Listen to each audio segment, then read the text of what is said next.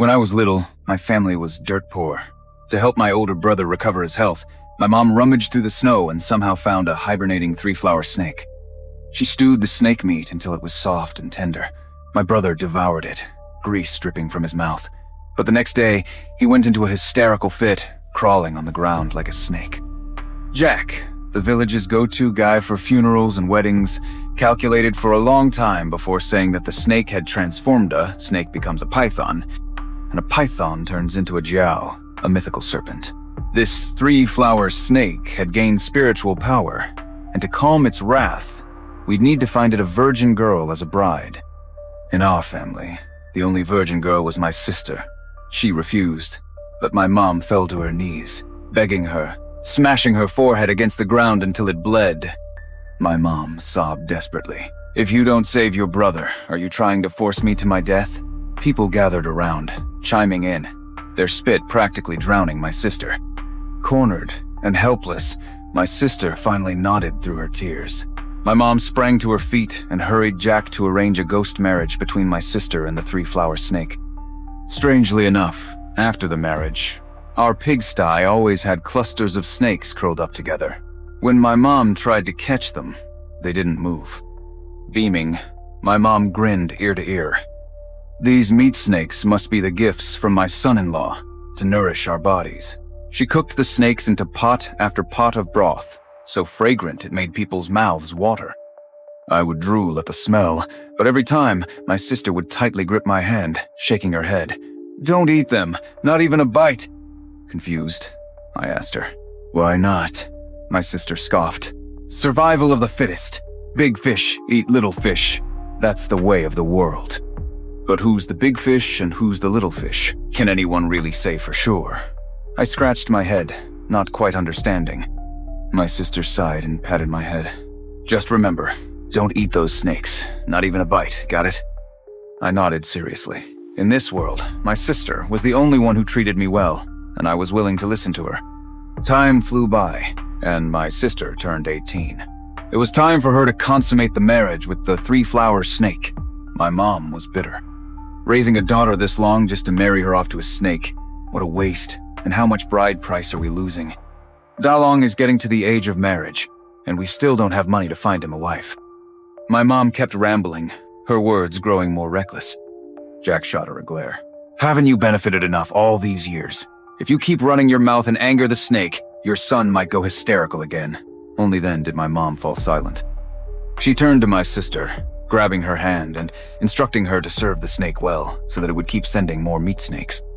My sister didn't respond, just pulled her hand back and shot my mom a cold glance. Around midnight, sudden screams came from my sister's room. I jolted awake, jumping out of bed and rushing toward her room, but my mom was already guarding the door. I tried to enter, but my mom kicked me to the ground. My sister's cries grew weaker, and I was on the verge of tears. "Mom, let me in! My sister's calling for help!" My mom gave me a look of disdain. "What do you know? Your sister's just yelling now, but she'll be enjoying it soon enough. Go back to sleep. Don't ruin your brother-in-law's good time. If I don't get something good out of this tomorrow, and it messes up your brother's marriage, you're dead meat." My mom was firm, and I swallowed my fear, sitting by my sister's door all night.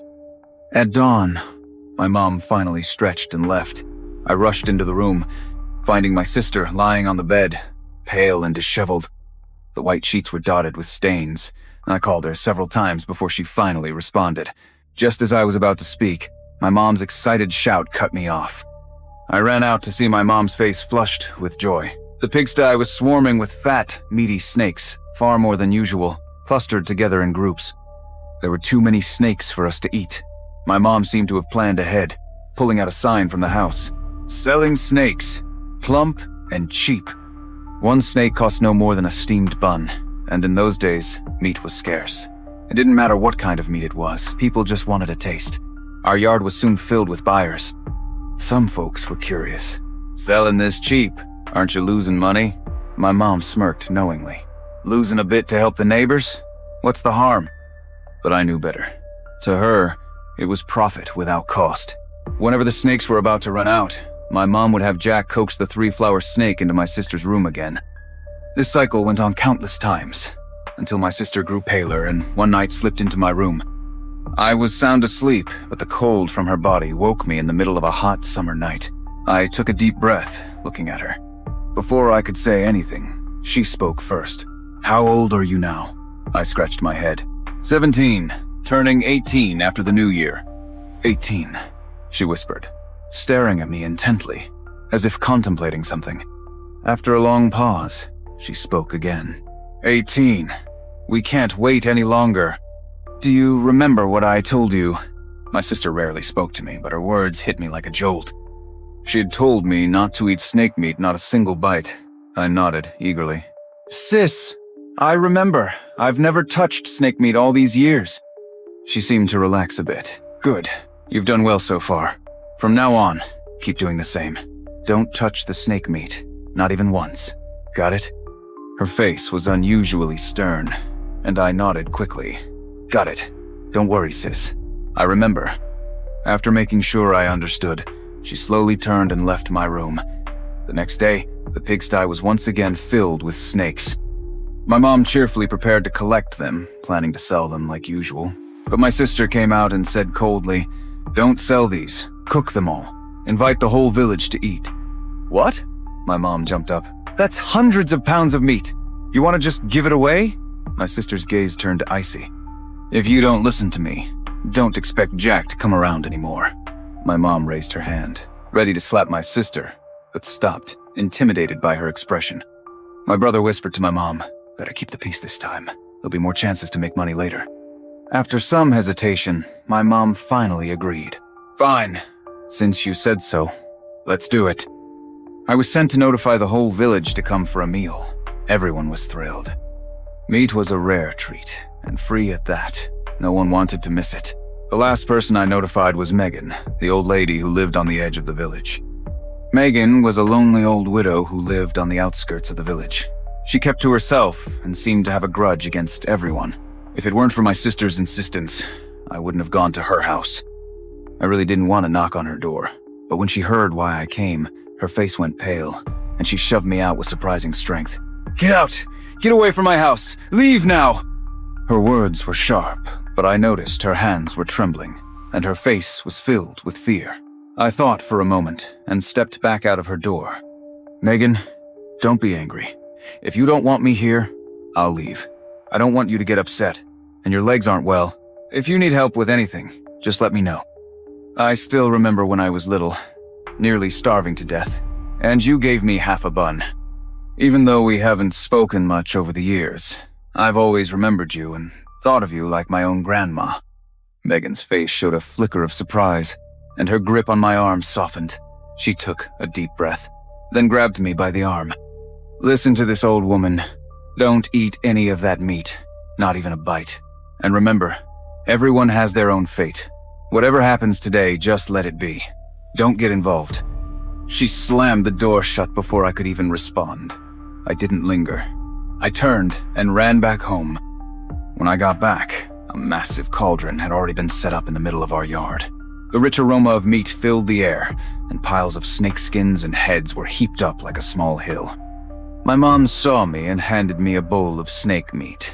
The scent was so tempting that my mouth watered, but I didn't take a single bite. I secretly dumped it into the slop bucket. Then I fixed my eyes on everyone who had eaten the snake meat, convinced that something was about to happen. And sure enough, it didn't take long.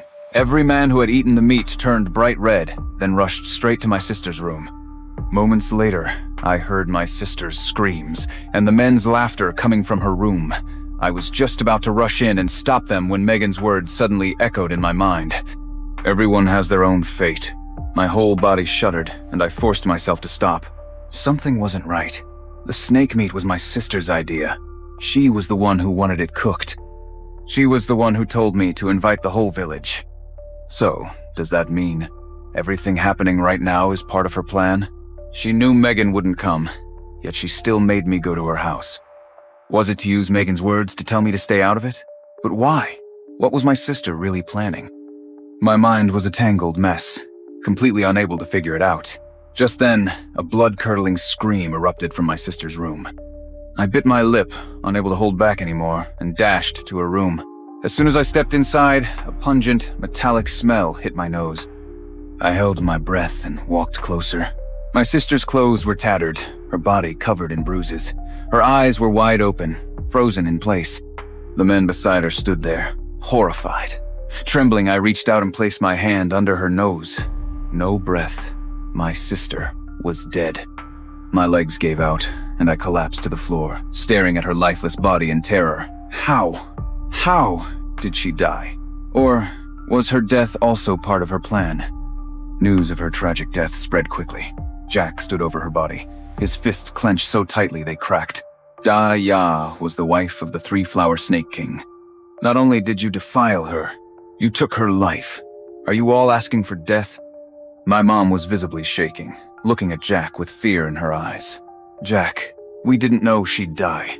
Besides, she seemed so strong. She could handle that massive three-flower snake just fine. How did this happen? Jack took a sharp breath, his face pale. I hope it's not what I'm thinking. His eyes scanned the crowd. This is too much for me to handle alone. I need to head to the mountain where I trained and bring back people from my sect. Tonight, everyone must stay together. The strong yang energy will protect you, especially since she's newly dead. She won't be able to touch you. Everyone nodded hurriedly. The next morning, just as dawn broke, Jack returned with a young guy dressed in gray, no more than 20 years old. The crowd looked uneasy. My mom stepped forward nervously. Jack, didn't you say this was serious? Why did you bring back just a young man? Watch your mouth! Jack snapped at my mom. This is my little martial uncle. He's the most talented one in our sect. The young man's eyes swept across the crowd. The Snake King took a bride, a virgin sacrifice, and now the Spirit Maiden is dead. Jack, what happened here is no small matter. You've upset the balance of heaven and earth. Jack bowed to him, his face twisted with worry. Little martial uncle, we had no choice. If we didn't do it, the whole village would have starved. I may have hurt one person, but I saved 100 others. The young man's lips curled into a smile, as if he was mulling something over. After a moment, he nodded. All right, I'll take this case. He stayed at our house, and my mom treated him with a respect I'd never seen before. He said his name was Jason. That night, when I brought him his meal, I hesitated before finally speaking. What are you planning to do to my sister? Jason walked over, studying me with interest. What? Did she treat you well? But no matter how good she was, she's dead now. I'm going to suppress her, of course. I took a deep breath and stepped forward. But my sister, she was a poor soul. She never hurt anyone. She suffered her whole life, never had a single good day, and... Before I could finish, Jason cut me off coldly. So what? Just because she hasn't hurt anyone yet doesn't mean she won't. And the real problem is, she has the power to do so. It's like they say innocence is a crime when you possess what others covet. My voice was hoarse as I tried to make one last effort. What if she only kills bad people? Jason scoffed. And bad people aren't still people? Do bad people not have the right to live? Jason's tone was absolute. I knew I wouldn't be able to change his mind, so I didn't say anything more. I turned and slipped out of the house, quietly running toward Megan's place. Megan's door was slightly ajar, flickering candlelight, casting shadows in the room. When she saw me, she sighed. So, you came after all. I was surprised. You knew I would come? Megan pointed to the chair next to her. Sit down. You and your sister, you both have strong wills. If the filthy business in this village ends with you two, that wouldn't be a bad thing. In the dim, flickering light, I stared hard at Megan. What filthy business? Megan gave me a long, searching look. You already have your suspicions. Why ask me? Your sister wasn't the first, and she definitely won't be the last. In that dimly lit room, Megan slowly unraveled the village's secrets before my eyes. By the time she finished, I took a deep breath. Cannibalism, plain and simple. The truth was far more disgusting than I could have imagined. No wonder my sister fought with her life. The next morning, just as dawn broke, Jason had my sister's corpse carried up the mountain. He walked around her body, circling left and right 12 times. Finally, he tapped a spot with his toe. Bury her here. The ground is cursed, filled with yin energy, a place of great evil.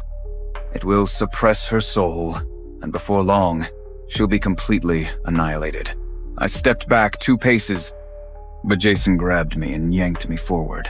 The first shovel must be done by you. A blood relative digging the grave makes it work twice as well.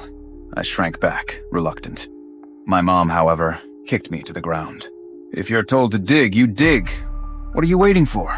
With no choice, I picked up the shovel and plunged it into the dirt. But the moment I started, crimson blood seeped out from the ground. I stared at Jason in horror, but he just let out a sigh of relief. Seems like we found the right spot. Jason then pulled 5 pitch-black nails from a cloth bag, hammering them one by one into my sister's wrists, ankles, and forehead.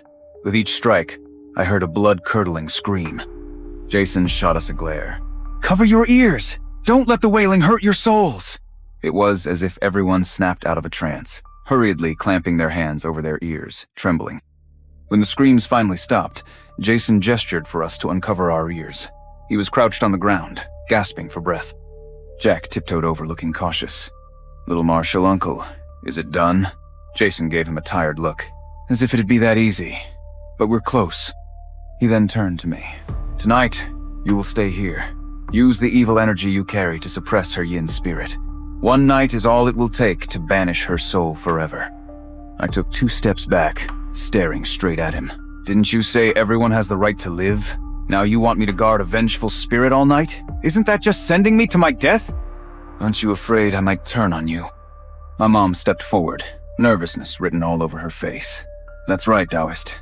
This kid has always been close to her sister. What if he really does turn against us? Maybe we should tie him up." I looked at my mother, feeling ice run through my veins. I truly couldn't understand why she had even given birth to us. Jason ignored her, his gaze fixed firmly on me. "First of all, you won't die. I swear it. As a 37th generation disciple of the martial path, you will stay here and nothing will happen to you. Secondly," Jason's lips curled into a smirk, "I won't make you guard for nothing. You've been marked, cursed by someone. If you guard her spirit for one night, I'll save your life." I stared at Jason, stunned. "Cursed? Marked? What do you mean?" Jason gave me a knowing look and shook his head. "Guard her for one night. I'll tell you everything in the morning." I eyed him warily. "Why should I trust you?" "Because you have no other choice." I may be ruthless, not exactly a good man, but I don't lie. I stared at Jason for a long while before finally nodding. When everyone left and the night fully settled in, the crows cawed from the treetops, sending chills down my spine. I knelt by my sister's corpse and bowed 3 times. "Sister, I'm sorry, but I'm doing this to fulfill your wish." Then, I pulled out each of the peachwood nails one by one from her body. After that, I dragged her corpse down the mountain. By the time dawn broke, I had already returned home and finished making breakfast. My mom looked at the meat simmering in the pot with suspicion. "Where did the meat come from? Didn't we finish all the snake meat?" I kept stirring the pot, not even looking up. "Last night, while I was guarding the spirit, a wild boar crashed into a tree and died. I figured it'd be a waste to throw it out, so I brought it back and cooked it." My mom's face lit up with joy, and she rushed to my brother's room to wake him up for breakfast. Meanwhile, I set down the ladle and went door to door, inviting everyone in the village. When it came to food, no one was reluctant. Megan's house was still the last one. When I arrived, she was pacing nervously in her yard. When she saw me, her face brightened, and she hurried over. "Did it work?" I nodded. "It's done." When I got back home, our yard was already packed with people. My mom's face looked sour as she weaved through the crowd. When she spotted me, she slapped me hard across the face. "It was hard enough to get some meat, and you went and invited the whole village?